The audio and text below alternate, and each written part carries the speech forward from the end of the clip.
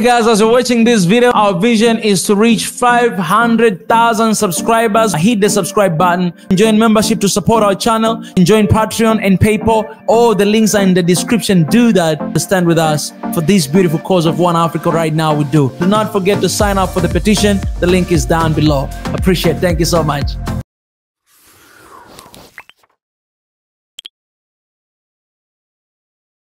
I'm deeply honored and humbled to receive such an overwhelming endorsement from the Ghanaian people.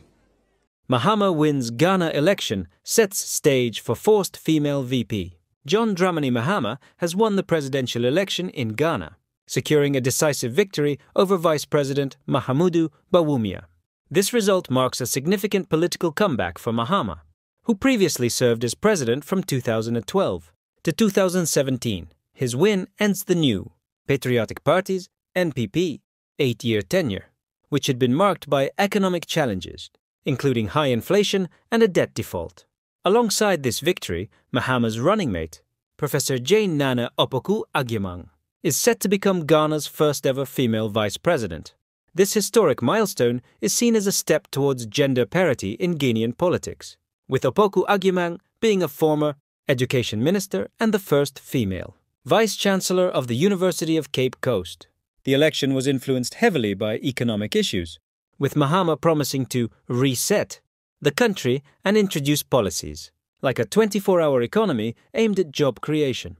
The victory was celebrated by Mahama's supporters, with celebrations taking place across the country, particularly in the capital, Accra.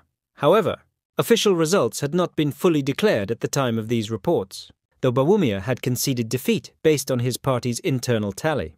This win for Mahama and the National Democratic Congress, NDC, also saw them gaining majority control in parliament, which could facilitate smoother governance for the incoming administration. The context of this election reflects broader trends in Africa, where economic crises have led to significant political shifts, favoring opposition parties against incumbents.